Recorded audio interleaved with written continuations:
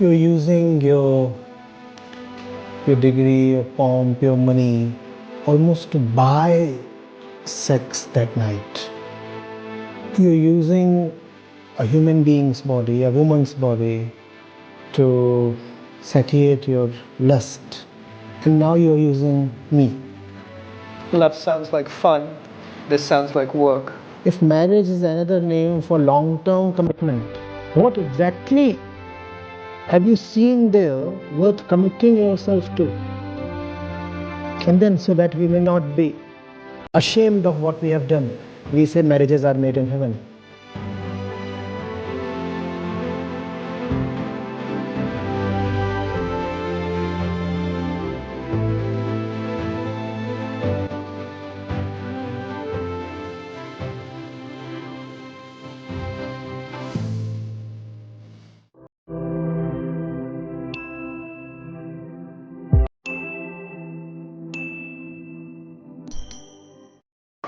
The last session was really deep. And I have a confession. I asked you here because there was something really important that I wanted to talk about. And the night after the sex, when we got up, there was a word in the air. It was a scary word, at least for me. It's also a very common word. And that word was marriage. And part of why I wanted this chat with you was because I knew this video would get published and it would kind of prevent that word from taking place. And then at the same time, there's also part of me that says, so what? Everyone else does that, so. So you used me. Same center. Once it's a woman, once it's a man. Not really the same center. In fact, it's a good lesson here. You're using your degree, your pomp, your money almost to buy sex that night.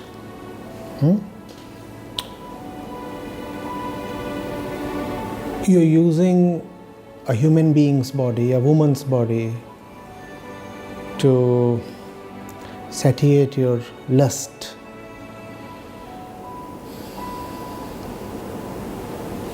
And now you're using me. You made a choice that day, that night, by using one person. And now you are making another choice to use another person to reverse the previous choice, or at least to prevent the fruit of the previous choice from materializing. To me, that tells us something very important about choices. If life is a series of choices, as we said a while back, then each successive choice has to be made in a way that it corrects the follies of the previous choice. Because obviously no choice is perfect. You have a range of options to choose from. We rarely ever choose the highest because we do not even know that there does exist a highest option to choose. So we make some in-between kind of choice. And then there comes the opportunity to make the next choice. The next choice has to be made to better the previous one. Are you getting it? Which means that choices often, or probably always, have to be an act of negation. You have to choose to negate what you have already chosen. Because what you have chosen is rarely good enough and almost never the highest. I do not know whether you would go ahead with the relationship. I do not know whether you would proceed with the marriage or whatever. That's for two free adults to decide. But surely I can say a thing or two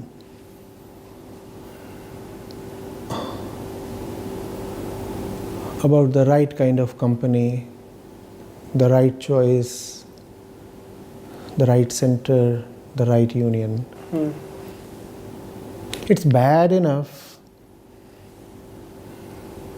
to fall for a suboptimal thing. That thing could be money, a car, or even a person. Excuse me for calling a person a thing, but when you are using a person, the person indeed is a thing for you. Yeah. So the first folly is that you make a suboptimal choice. That's what we all do.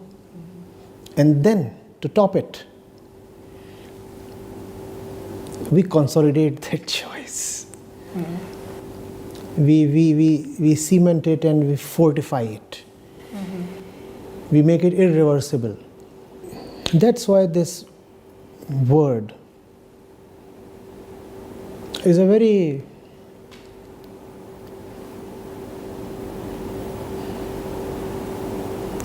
important word. Marriage.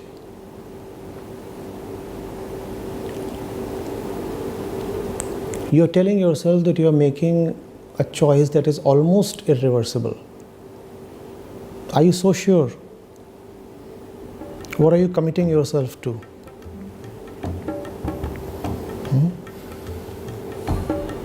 Not that sureness is not achievable, not that commitment is in itself a problem, but what exactly are you committing yourself to? If marriage is another name for long-term commitment, what exactly have you seen there worth committing yourself to? Have you seen anything at all? Are your eyes even open? And you say you are entering a long-term thing, commitment, contract, relationship, call it what you may. But it's a fad. Everybody does it, so will I.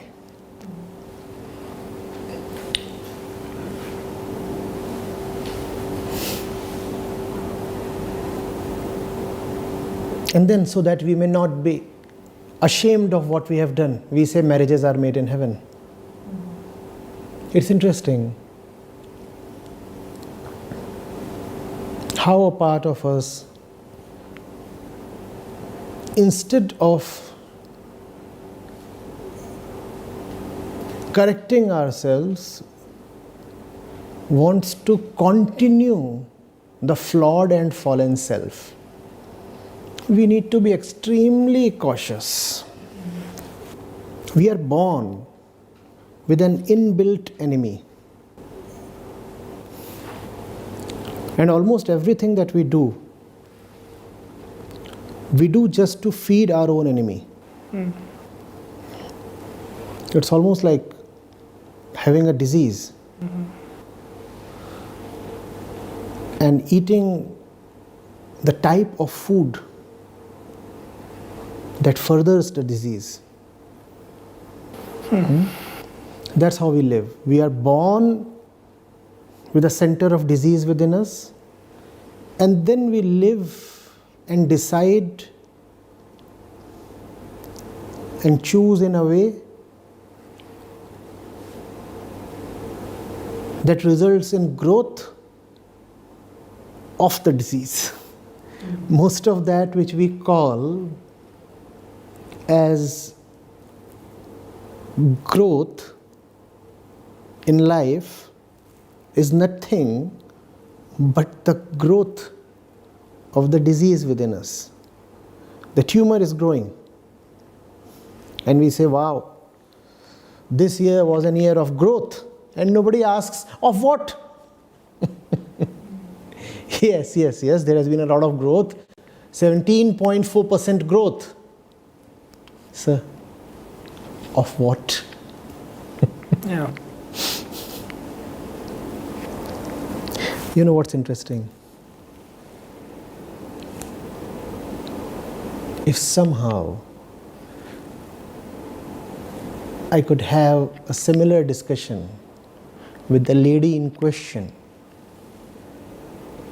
her story, her description, her feelings would almost mirror those of yours. You said the word marriage was floating in the air. It was floating in the air for both of you. Do consider the possibility that a part of herself is equally averse to the marriage word as you are right now. Do consider the possibility that when she was not paying up at the restaurant, or when she was acting the way she did on the Valentine's Day, a part of her knew the rottenness of it all. And she still continued with what she was doing, just as you continued with what you were doing in spite of knowing that all this is just rotten. So I wish the lady were here, and now that there is so much clarity, I hope, and the video is going to be published. If the next time you could request her to come over and participate in this discussion, the truth would shine even more brightly. Because one human being's story is not very different from the story of the other. At some place we are all victims of ignorance and maya, and we all operate from a false center, albeit in our personal ways. You are operating from a false center in the man's way, and she is operating from a false center in the woman's way. And this false center is the conditioning we're born with and we acquire from outside. Yeah. Do not be surprised if she says that she is massively relieved that the M word is out of the equation now. And a part of her might disagree, a part of her might have been quite happy and eager to hitch up.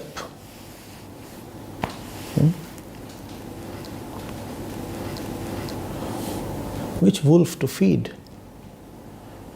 If we could answer that rightly, we would be winners in life. But it seems like wherever I've gone, India, the US, Europe, it seems like marriage is just thrust down your throat that this is what you aspire to, whether you're a man or a woman. When you say that, you almost say that there are things that are not thrust down your throat. In singularly picking up marriage, why are you exonerating all other institutions?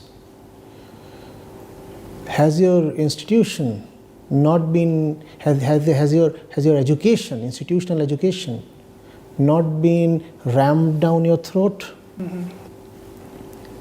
Right? Is it not a matter of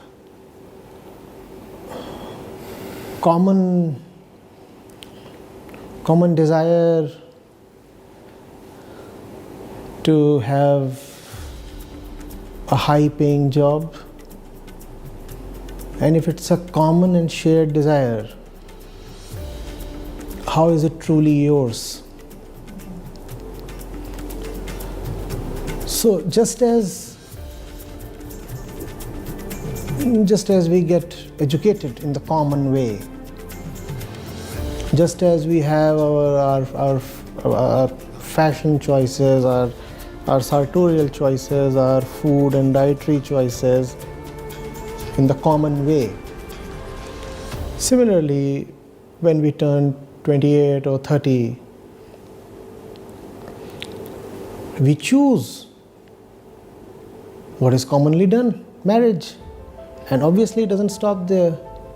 Then you make the next common choice as well, which is to have a decent and cozy house to lay eggs in. And then you have kids, and then you do what is commonly done.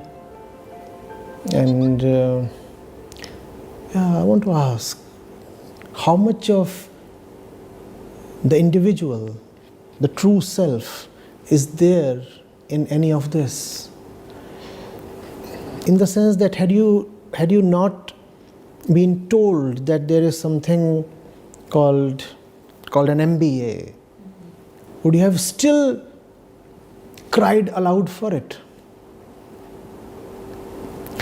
In the sense that if nobody tells you there is something called water, you'd still be thirsty, right? Society doesn't need to tell you that you need water. Your biology will tell you you need water. So biology is deeper than society. Now, is there something deeper than even society and biology, which even biology need not suggest to you? Okay, I'll give you an example. Can love be taught? Can compassion be taught? The right conditions can be created for love to manifest itself. But love by itself cannot be a taught act. Mostly for us it is a taught act.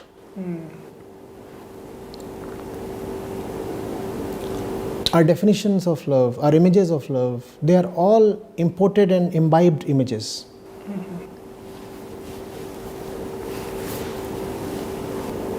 But it is possible, at least theoretically, that even if nobody tells you what true love is, you still do come upon it. The chances are 1 in a million, but still can happen. And by true love, you mean the aspiration to raise rather than... The aspiration to rise. So maybe this is a smart aleck question, but didn't you read that somewhere, or didn't you learn that from somewhere? I had to unlearn a lot of things, seriously. I had to unlearn a lot of things, and I'm grateful to all the sources, the books, the people, and the experiences that helped me unlearn. And I'm helpful to that within me that had the courage to unlearn. I'm thankful to everybody, including that within me that powered the courage. A lot of unlearning is needed. I often say you need to learn love. By that what I mean is that you need to unlearn false love. And it's one mighty task to unlearn false love. And by false love, you mean the transactional love? The transactional love that both biology and society teach you. Society tells you go for the one who has degrees, this, that, money. Biology tells you go for the one who is likely to be more fertile in the reproductive sense, right?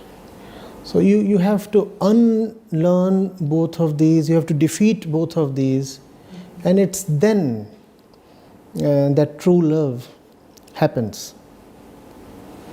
And that's the entire purpose of life, is it not? To fall in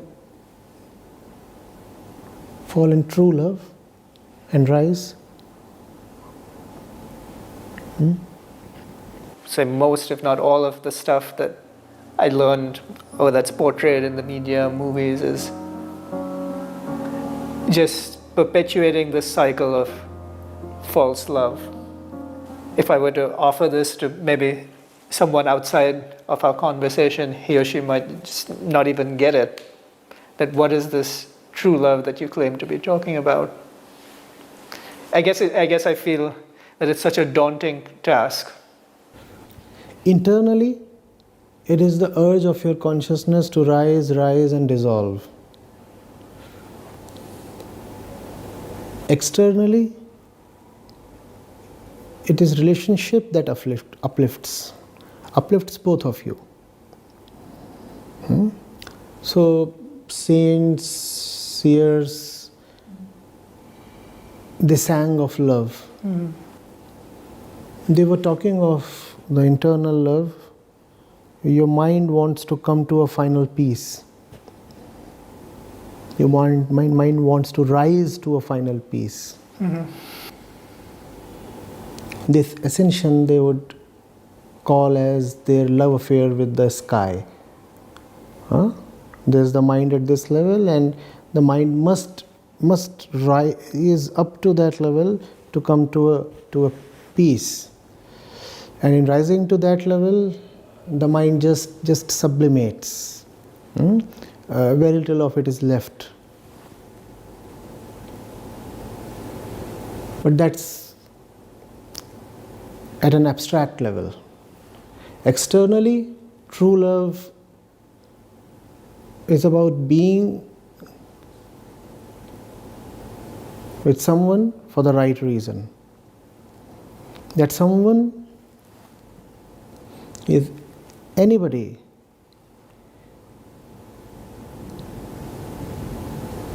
who is either helping you be better or is getting helped to be better.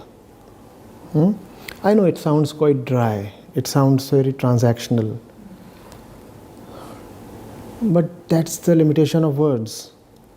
When I say true love involves betterment, we have such dry images of betterment that we just cannot associate love with betterment. Love to us has to be something colorful, musical, vibrant, whereas betterment is almost a doer, a very tasteless word. Yeah. Love sounds like fun. This sounds like work. Betterment sounds like work, love sounds like fun. And to be honest, love is serious, hard work. And love is not really fun. You need to learn to have fun in hard work. And that's love. In love, you start loving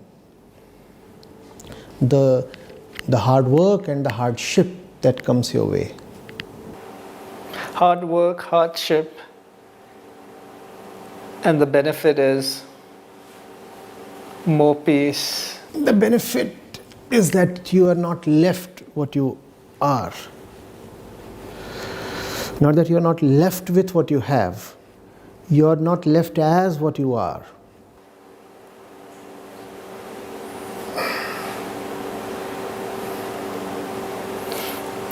By not left as what you are, is that a reference to the forces of conditioning, the blind navigating through life?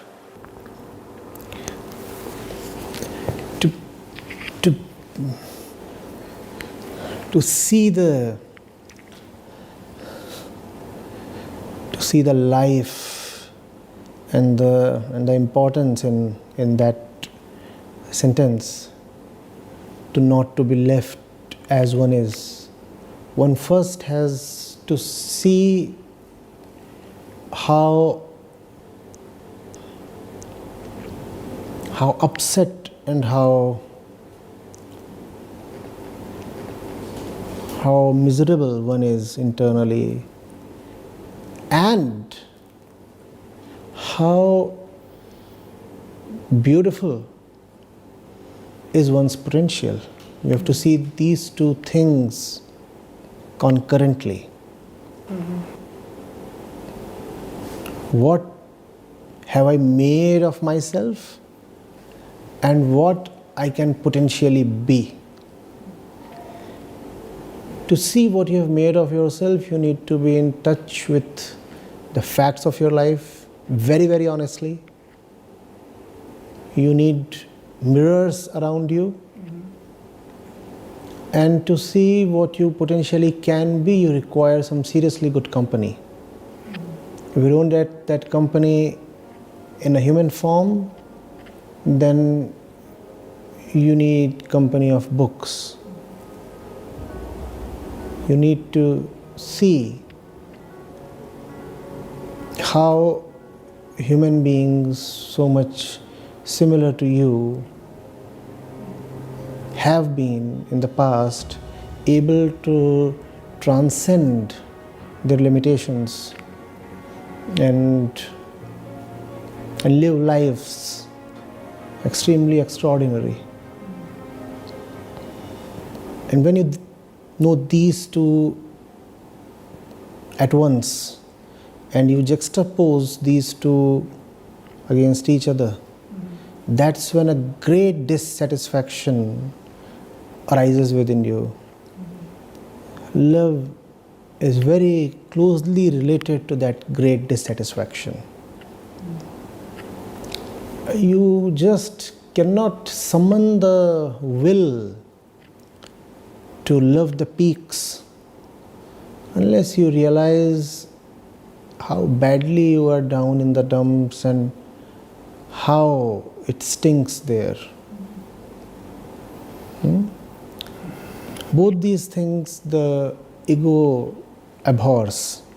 It won't want to admit that it's down in the dumps, and it does not want to take up the effort of the laborious, long-winded, steep climb to the peak. So we remain loveless and comfortably spend an entire lifetime without any real love. All we have to do is not admit, not acknowledge the lovelessness in our lives. Self-deception is cool, facile. Then there are, deceptions of all kind. You might know in theory what we have talked about over the last 2 hours, because it is not something new. It has been spoken of again and again by the wise men over the ages. So you know all these things. You know, for example, that the person you sleep with must be a person who uplifts your consciousness. So what do? You play a dirty and an easy trick upon yourself, knowing fully well that the primary reason for this togetherness is either ignorance or lust. You still tell yourself and the entire world that your husband or wife is your biggest inspiration in the journey of life.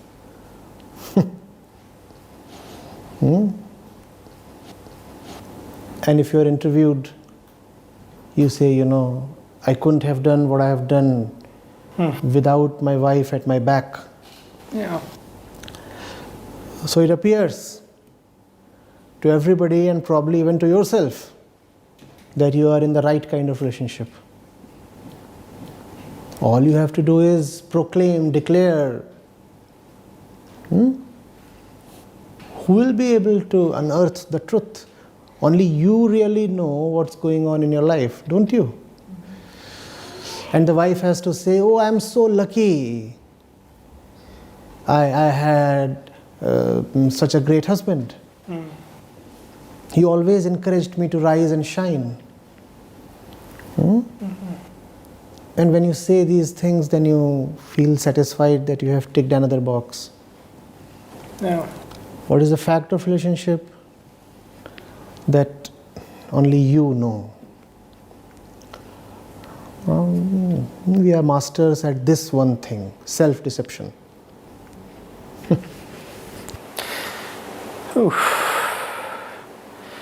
So it sounds like the word that scared me, marriage, is basically just the form that physical nature takes to keep itself going. And we've helped it by coming up with songs and movies and chocolates and apps. Actually, physical nature is not all that vicious. It didn't intend to do us so much harm. If you look at the physical, the animal world, there the male and the female are together for a while. Their biological urges bring them together in the period of mating, and then nature excuses you. Once that mating period is over, Prakriti says, now the two of you can fly your own way. What man has is a double whammy. Biological forces bring us together, and social forces keep us together. In the case of animals, there is only the biological force. It brings them together, they mate, they stay together for a week, for a month, for 3 months, and then they're off.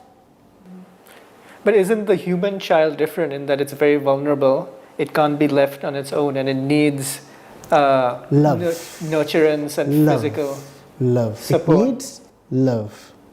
Without love, what kind of nutrition or support can you give? So first of all, the human child needs love. And if the relationship between the human male and the human female itself is not of true love, what kind of upbringing are you going to give to the child born as a result of this relationship?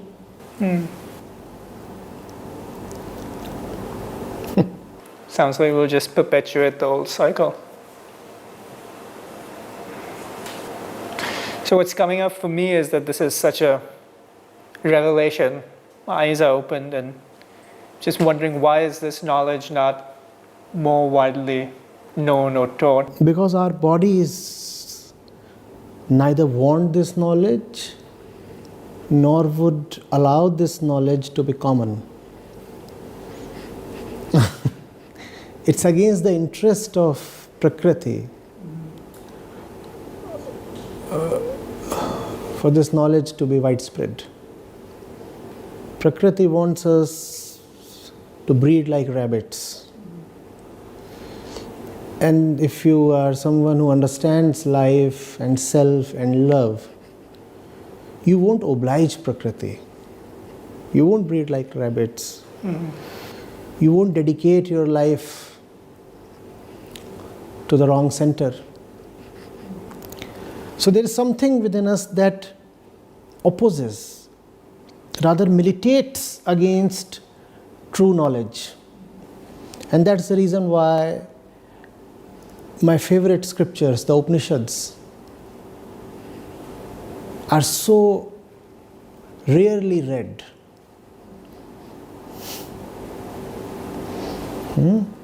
I keep talking of them, I teach them, I run courses on them. My purpose is to bring them to people, but we would read fiction, we would read this, that. Even in the name of spiritual literature, we would read garbage. And the market is full of garbage in the name of spiritual books. But we would not go to the kind of knowledge that really sets us free. it seems like, at least to me, this is one of the worst things in the world, that garbage is being touted as spiritual knowledge or belief, and that people doing really stupid things thinking that they're doing it in peace and love and compassion. Most of what we call as spiritual literature, or what we call as spiritual understanding, all this peace, love, compassion business, and the meditation thing, as they are prevalent today, are extremely stupid. And that's the reason they do very little to alleviate our inner suffering. They just become convenient painkillers, or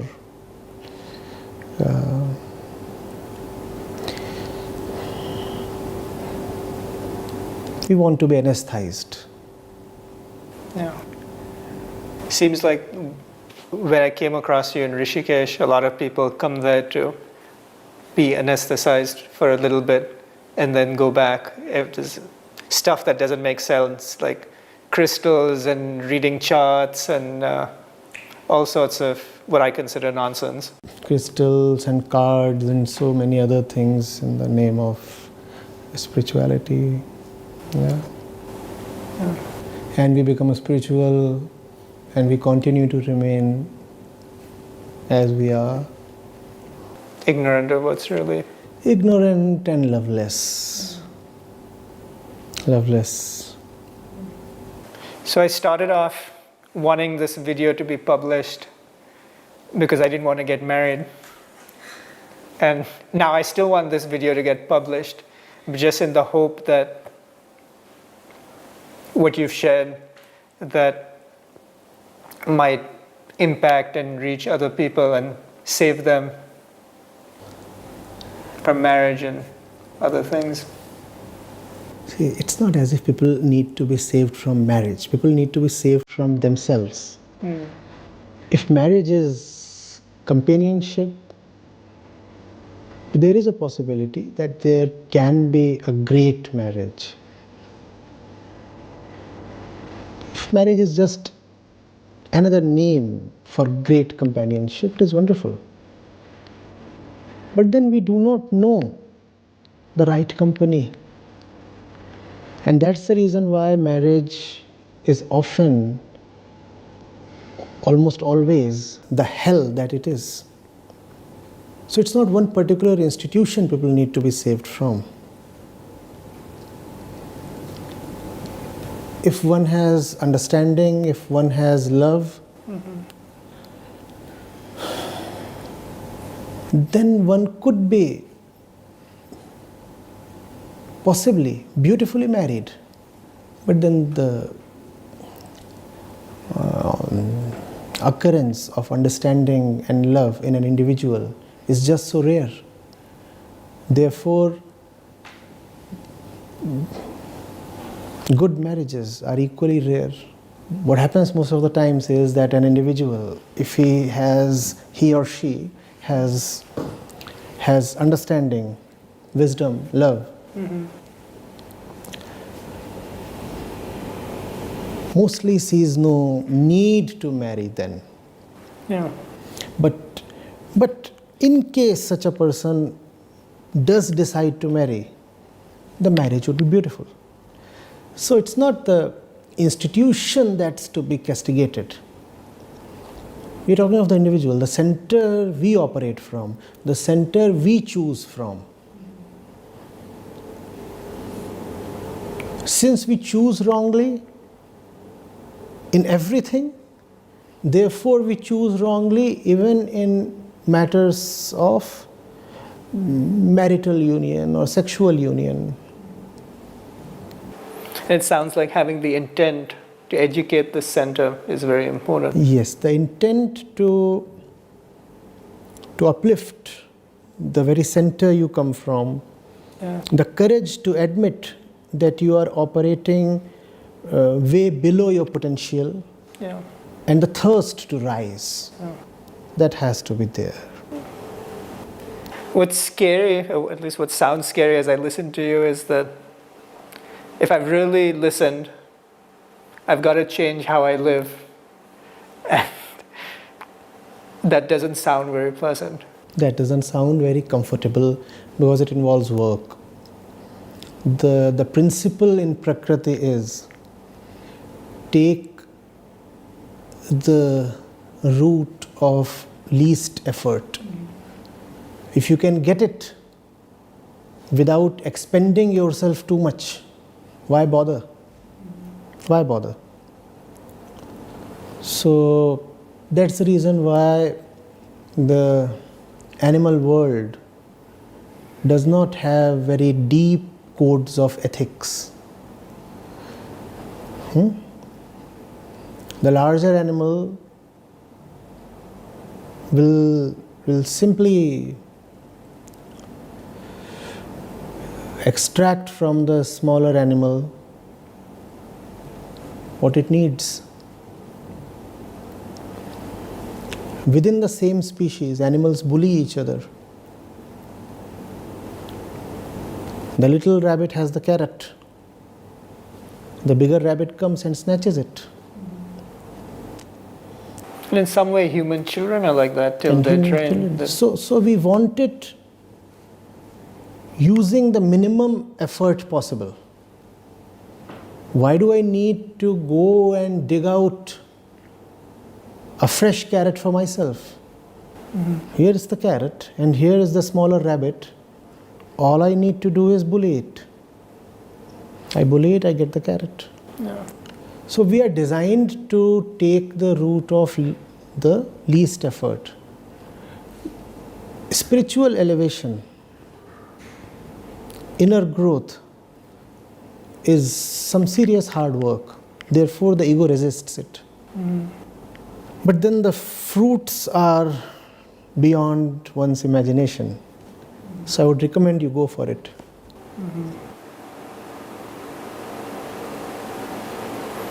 And when you talk of these fruits, I just want to, a lot of people tout seemingly magical and mystical things as the fruits, and my sense is that you're suggesting something. No, you won't start leviating. Yeah.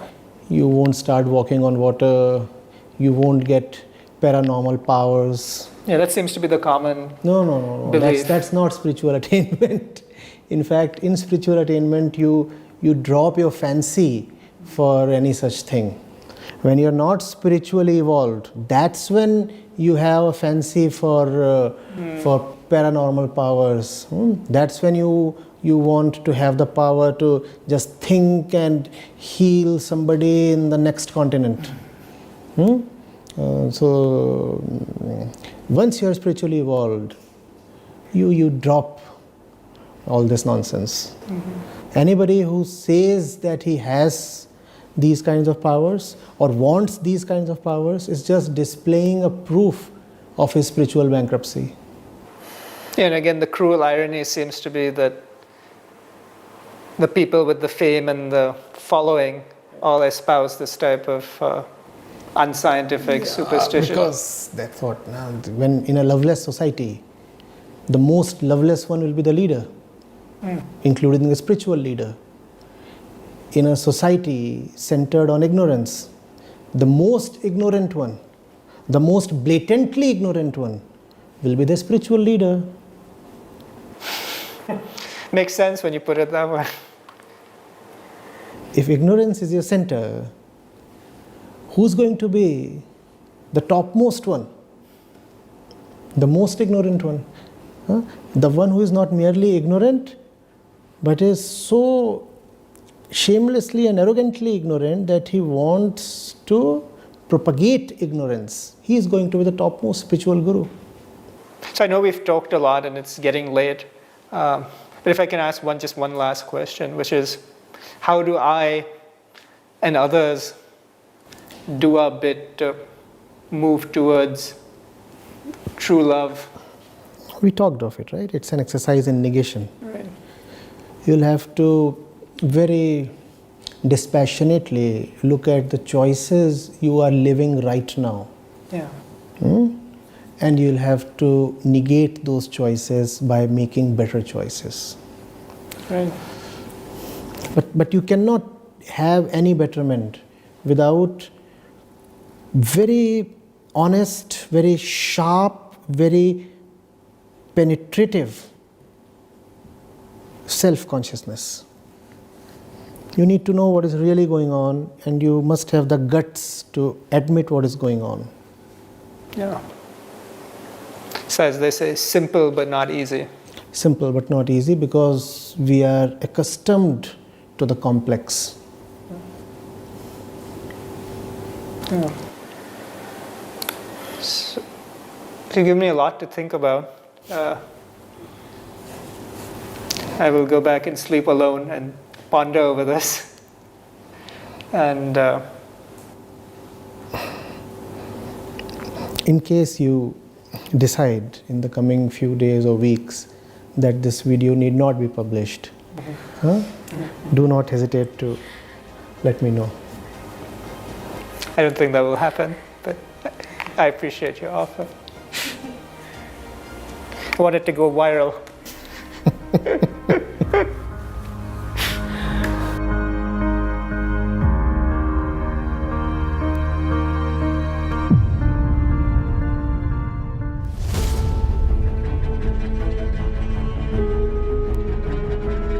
As you know, I was in the US for the last 20 years. I came back about a year ago. I've just been stuck in India since then. There have been lots of experiences over here that are so different from what I experienced in the US. I downloaded some of these online apps to meet women, and so I planned a nice, expensive restaurant. The waiter said loudly, "Sir, it's declined again."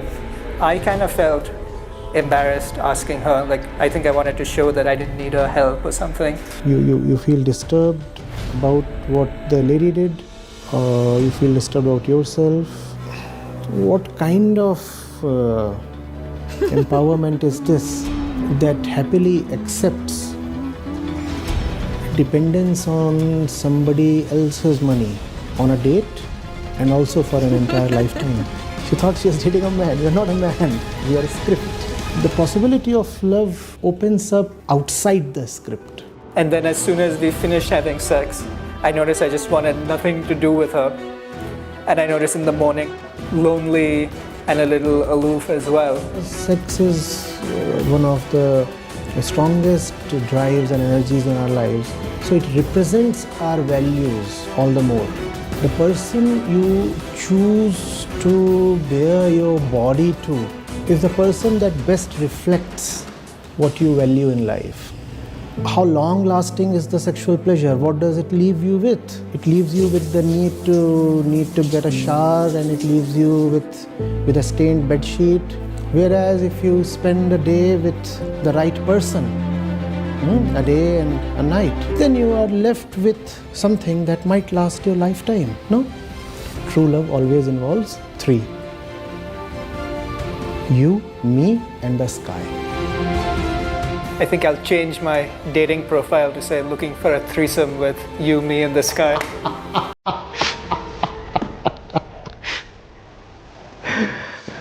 You're using your degree, your pomp, your money almost to buy sex that night.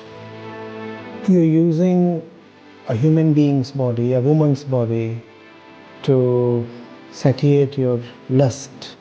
And now you're using me. Love sounds like fun.